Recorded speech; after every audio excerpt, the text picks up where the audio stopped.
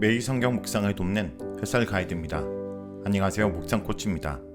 함께 읽고 나눌 말씀은 이사야 44장 1절에서 20절까지 말씀입니다. 먼저 1절에서 5절 읽겠습니다. 나의 종 야곱, 내가 택한 이스라엘아, 이제 들으라.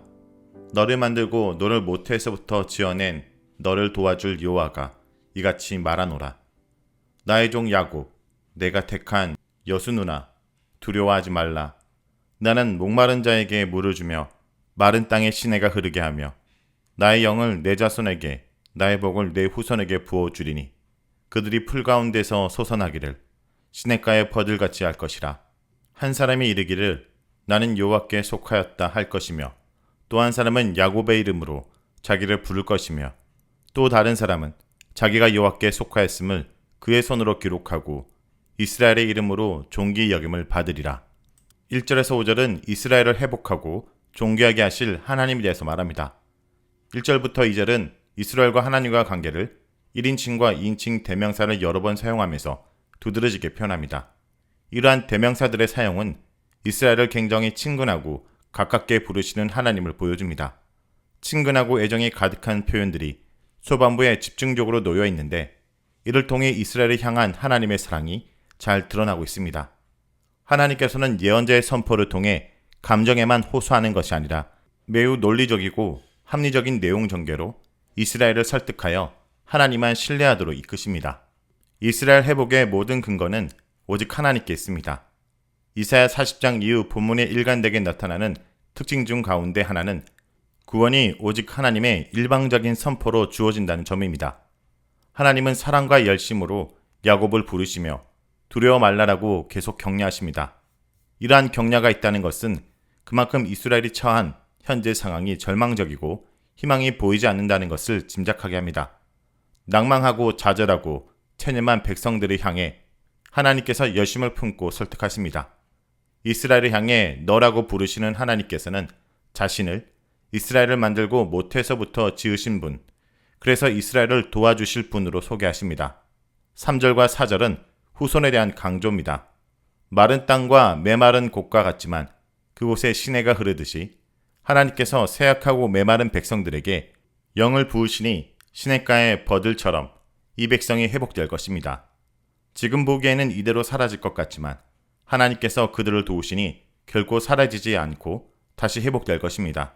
지금 모습이 아무리 연약하다 하더라도 머지않아 이 백성들은 자신을 하나님께 속한 이들이라고 말하고 이스라엘이라는 존귀한 이름으로 불리는 것을 영광으로 여기게 될 것입니다. 이 이름 이스라엘은 하나님께서 택하신 백성, 하나님께서 그 영과 복을 부으시는 백성을 의미합니다. 다음은 6절에서 8절에 읽겠습니다. 이스라엘의 왕인 여호와, 이스라엘의 구원자인 만군의 여호와가 이같이 말하노라. 나는 처음이요 나는 마지막이라. 나 외 다른 신이 없느니라. 내가 영원한 백성을 세운 이후로 나처럼 외치며 알리며 나에게 설명할 자가 누구냐? 있거든 될 일과 장차 올 일을 그들에게 알릴지어다. 너희는 두려워하지 말고 겁내지 말라. 내가 예로부터 너희에게 듣게 하지 아니하였느냐? 알리지 아니하였느냐? 너희는 나의 증인이라. 나 외 신이 있겠느냐? 과연 반석은 없나니 다른 신이 있음을 내가 알지 못하노라. 6절에서 8절은 될 일과 장차 올 일을 알리시는 왕이신 하나님을 말합니다. 이스라엘이 하나님을 믿게 하려는 첫 번째 논증은 하나님만이 될 일과 장차 올 일을 알리는 분이라는 것입니다. 이 논증은 40장 이후 하나님과 우상의 차이를 이야기할 때 계속 강조되는 주제입니다. 바벨론의 포로로 끌려오게 된 이스라엘은 바벨론의 거대하고 위력적인 우상들 앞에서 자신들의 신앙이 초라한 것을 발견했을 것입니다. 지금 상황의 초라함이 자신들이 믿는 신앙의 초라함으로 연결된 것입니다. 그래서 이사야 40장 이후 본문은 하나님만이 참 하나님이심을 강력하게 증거합니다. 그 어떤 신도 앞으로 일어날 일에 대해 미리 예고하지 못했고 알지도 못했습니다. 그런 점에서 그들은 아무것도 아니며 허망합니다. 그러나 하나님께서는 지금 이루어지고 있는 일을 이미 알려주셨습니다. 고레스의 등장과 진격은 어느 우상도 알지 못하는 일이지만 하나님께서는 미리 그 일을 예고하셨으며 따라서 그렇게 등장한 고레스는 하나님께서 불러내신 자라고 할 수 있습니다. 하나님께서 미리 알리신 것이 이루어졌으니 이제 그분이 이르신 일과 장차 올 일 역시 반드시 이루어지게 될 것입니다. 하나님은 모든 일의 처음 계획자요, 주관자이시며 훗날 그 계획하고 뜻하신 대로 이루실 분입니다. 이것이 처음이요 마지막이라는 말씀의 의미입니다. 이스라엘은 하나님의 종으로서 하나님께서 행하실 이 모든 일을 경험하고 하나님이 어떤 분인지 세상 가운데 증거할 하나님의 증인들입니다. 이 모든 논증의 목표는 8절에 있는 겉면 너희는 두려워하지 말고 겁내지 말라입니다. 비록 지금은 포로로 살고 있지만 하나님께서는 영원한 백성으로 이스라엘을 선택하셨습니다. 사실 포로됨 역시 하나님께서 여전히 그 백성과 함께 하시고 인도하신다는 표시이기도 합니다. 9절에서 17절 읽겠습니다. 우상을 만드는 자는 다 허망하도다. 그들이 원하는 것들은 무익한 것이거늘 그들의 증인들은 보지 못하며 알지도 못하니 그러므로 수치를 당하리라. 신상을 만들며 무익한 우상을 부어 만들 자가 누구냐? 보라, 그와 같은 무리들이 다 수치를 당할 것이라. 그 대장장이들은 사람뿐이라. 그들이 다 모여서서 두려워하며 함께 수치를 당할 것이니라. 철공은 철로 연장을 만들고 숯불로 일하며 망치를 가지고 그것을 만들며 그의 힘센 팔로 그 일을 하나 배가 고프면 기운이 없고 물을 마시지 아니하며 피로하니라. 목공은 줄을 들려 재고 붓으로 긋고 대패로 밀고 곡선자로 그어 사람의 아름다움을 따라 사람의 모양을 만들어 집에 두게 하며 그는 자기를 위하여 백항목을 베며 디르사 나무와 상수리 나무를 취하며 숲의 나무들 가운데서 자기를 위하여 한 나무를 정하며 나무를 심고 비를 맞고 자라게 하느니라.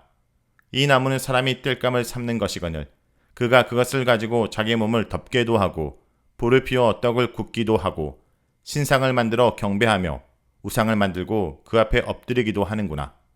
그 중에 절반은 불에 사르고 그 절반으로는 고기를 구워 먹고 배불리며 또 몸을 덮게 하여 이르기를 아하 따뜻하다 내가 불을 보았구나 하면서 그 나머지로 신상 곧 자기 우상을 만들고 그 앞에 엎드려 경배하며 그것에 기도하여 이르기를 너는 나의 신이니 나를 구원하라 하는도다. 9절에서 17절은 우상을 만드는 이들의 어리석음을 말합니다. 여호와 하나님만이 참 신임을 입증하는 둘째 논증은 우상의 헛됨에 대한 폭로입니다. 우상은 헛되고 아무런 유익을 줄 수 없으니 그것을 만드는 사람은 결국 수치를 당하게 될 뿐입니다.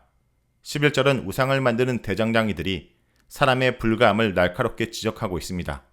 그리고 이어지는 12절부터 17절까지 이러한 기술자들이 만드는 우상의 허망함을 조롱과 풍자를 사용하여 폭로하고 있습니다. 먼저 우상을 만드는 이들의 연약함을 다룹니다. 이들이 힘센 팔과 연장을 가지고 우상을 만들지만 정작 이 물건을 만드는 이들은 만들다가 지치고 기운이 빠지고 피로해집니다.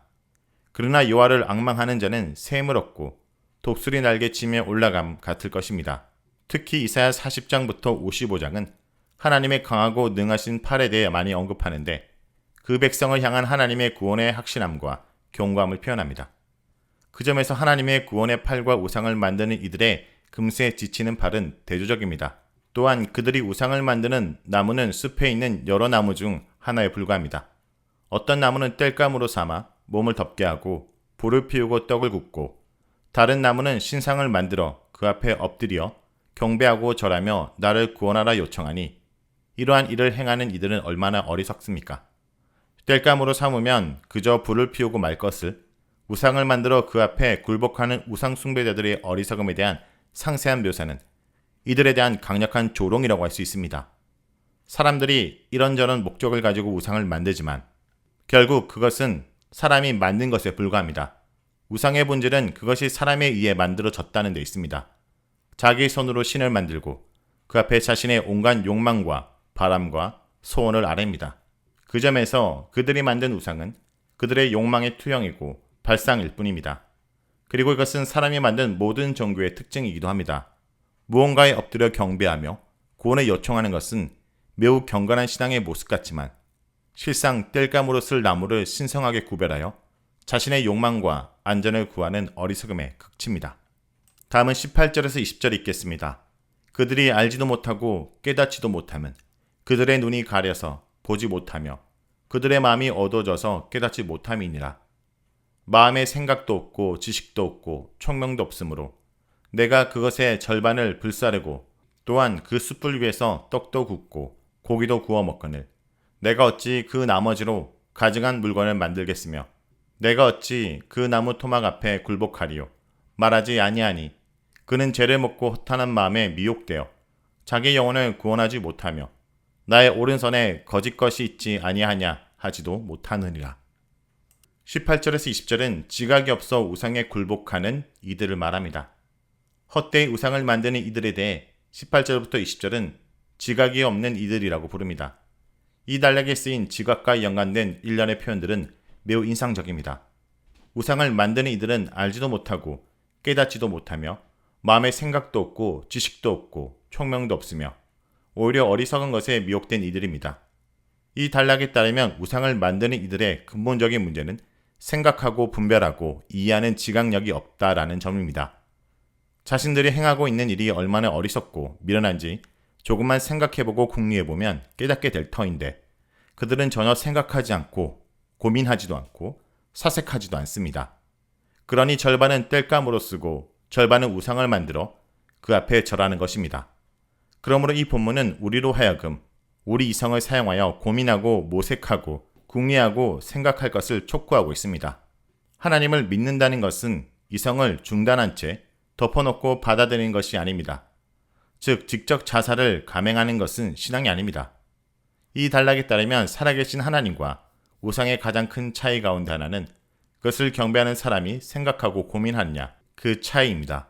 우상을 섬기는 이들은 자신들의 신앙과 종교에 대해 아무런 반성도 없고 성찰도 없는 이들입니다. 오늘 우리는 얼마나 자신이 처한 현실과 하나님을 믿는 신앙의 도리에 대해 스스로 고민하고 심사숙고하고 성찰하는지 아니면 덮어놓고 믿는 맹목적인 신앙인지 돌아봐야 될 것입니다. 회복의 첫걸음은 말씀을 들음에서 시작됩니다. 깨닫지 못하는 들음, 돌이키지 않는 들음, 잊어버리는 들음이 이스라엘을 망치는 원인이었습니다. 그렇기에 하나님은 다시 들으라고 권면하십니다.